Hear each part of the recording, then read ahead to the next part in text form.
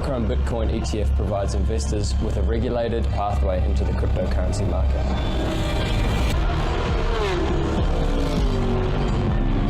When you're ready to take your investments to the next level, you might want to consider Monaco.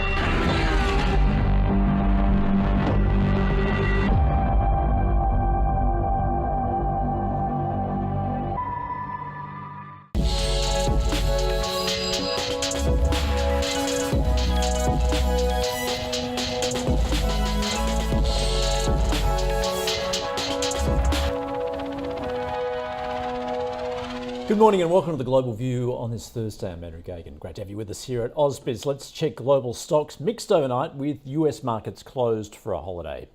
MSCI's All World Index hit an intraday high boosted by a rally in chip stocks following Nvidia's rise to become the world's most valuable company. However, European shares ended lower, dragged down by losses in real estate and tech stocks. UK shares were buoyed by the miners, with the FTSE 100 reversing earlier losses to close up marginally as investors considered positive inflation data ahead of the Bank of England policy meeting.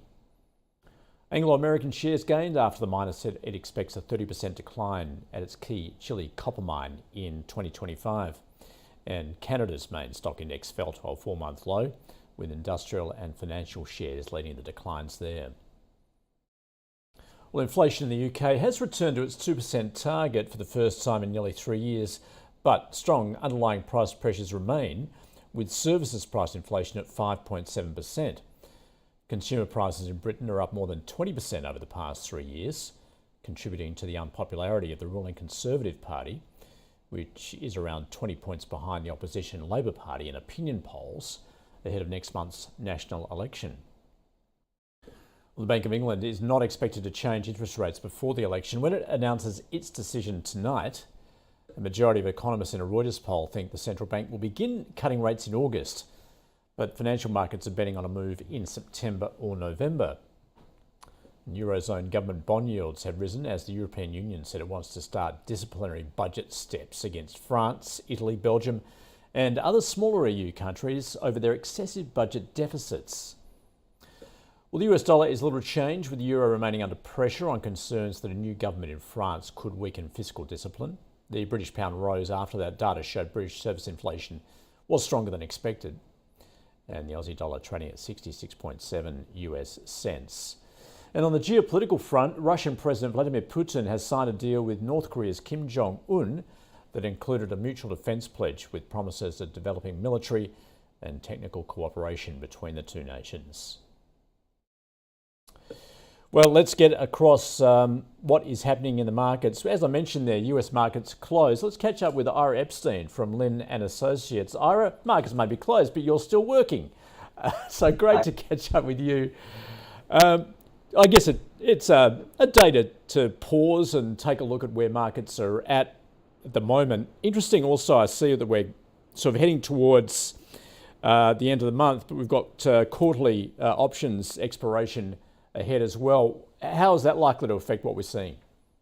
Well, the quarterlies are always important because that's when you get your witching days and everybody balances positions in the end of the quarter. It's notorious for getting a bit of volatility. But I'll tell you, with these single day options, you've changed a lot of that in the market. If you've been watching how that's done, the exchanges have hit upon the ultimate gambling tool where you're betting where the market will finish at the end of the day, not down the road. And some people really are doing well with it. By the way, U.S. futures markets were open this morning. A lot of everything was open and closing between noontime Chicago and about 1:30 in the afternoon. So we did have markets. No one was trading them. The volume was nil. The volatility was just about nil. But there was some business being transacted in, especially in the bond market, the stock indices, the currency markets, and the metals. Even the energies traded. Everything else, the soft commodities, grains, meats, they didn't trade. So, Ira, you talk about bets at the moment. You wouldn't be betting against the AI trade at the moment, would you? No. It's interesting. One of the things that I keep getting are reports, and I love them. And I just read a report on Nvidia where the fair valuation should be. And this gentleman that wrote it, he believes it's $85. Now remember, we're sitting here, what, 130 something. So this is a market that's a momentum trade, not a valuation trade. And that's what people have to understand. We have 7 or 8 stocks that have taken off on this AI. Now I want to give a warning to everybody because nobody's saying it. You have to show somewhere along the line that AI can make money. Right now, it's all about spending money. I got to own this. I have to do this. I have to have the fastest server with the fastest chip. And I have to ask why. And at some point, just the way everything else comes around in life, there has to be a way to monetize it or you will see people walking back. I personally think that what Apple did was beyond brilliant in just saying, let's partner up with somebody. We'll pay a fee. They can do all the grunt work. Along the way, we'll see what people like, and then we can develop down the road our own. Just totally brilliant rather than all the capital spending. And the capital spending is weighing on sheets. People sooner or later will say, where's the money? Other than Nvidia, where is the money? Because Nvidia has the orders from everybody that thinks that they need their chip to get the best thing done that they can. That will last probably 2 years or so. And then as we see, just like what happened in Tesla in America, they had the first electric vehicle, they captured the market. And now everybody's coming at it from every which way. And suddenly you're not a $600, $800 stock, you're a $140, $150 stock. Well, somewhere along the line, and I'm not smart enough to know it, it just happens. The market says maybe we've gone too far. So I warn people, bull markets like this, if you're in them, which a lot of us, I have clients in them, you just take off pieces as the market goes up. You keep a certain amount of cash reserve. This is the smartest thing you can do. And you pile money into on breaks, things that you want to buy. And I'm going to repeat, I see nothing wrong at these levels of getting a 5% return for a while on 2-month T-bills in America, 6 months. You can get that without taking the risk through the summer and then come back into the market. I think this market's going higher. That's the issue. As long as people like momentum, it's going higher. Yet, of course, we've got that narrow leadership, Ira, with, well, as it turns out, Nvidia, Apple, Microsoft, Meta, Amazon. They themselves have accounted for 60% of the S&P 500's returns year to date. Yeah, they're it. And once you start looking at other companies, you start saying, well, gee, they've done well by any standard. They've made 10, 15%.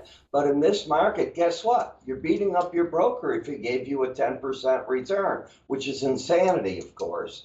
You have to get lucky to catch Nvidias in life. Some people did. I did it in my service for my clients. But I approached it and said, if I miss this, my clients will leave me. I'm better off losing some money than not being in. I swear to you, that is what I said to them, to me.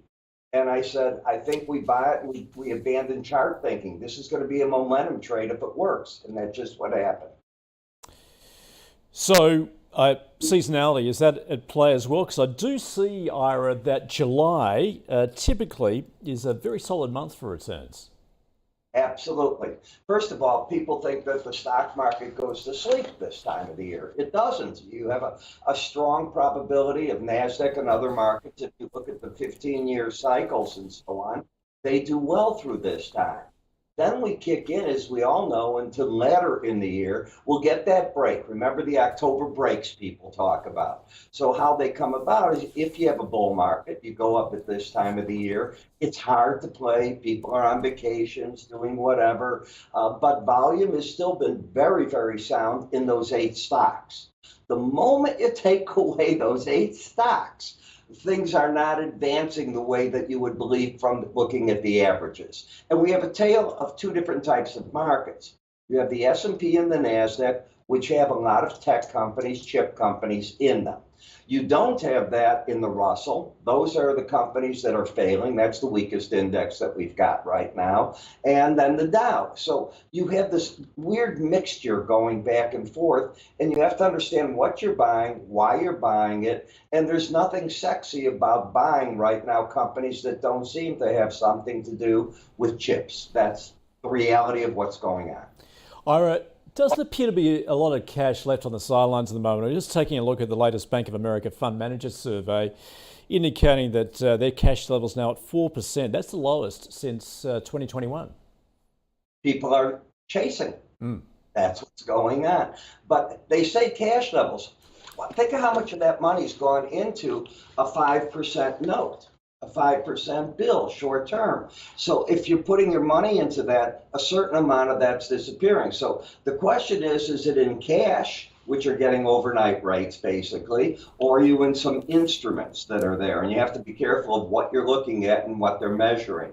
So that's always, to me, of importance. But the market, yes, it has a lot of cash on the sideline. How many people feel that they've missed this? They look at the index, they don't look at the stocks, a lot of people, and they go, darn it, I've missed this move. And then if you look at the companies you might have wanted to buy outside of those 8 stocks, where did they go? You really didn't miss the boat. They just, they're going up, but they're going up in a normal pace because a rising tide lifts all ships eventually. Indeed it does. Ira, thanks for joining us from Linden Associates. Thanks for having me. Checking locally before we get to the open, and look, we are expecting a negative start. As you can see, SPI futures off just over 0.25%. So stay with us because the open is just a couple of minutes away.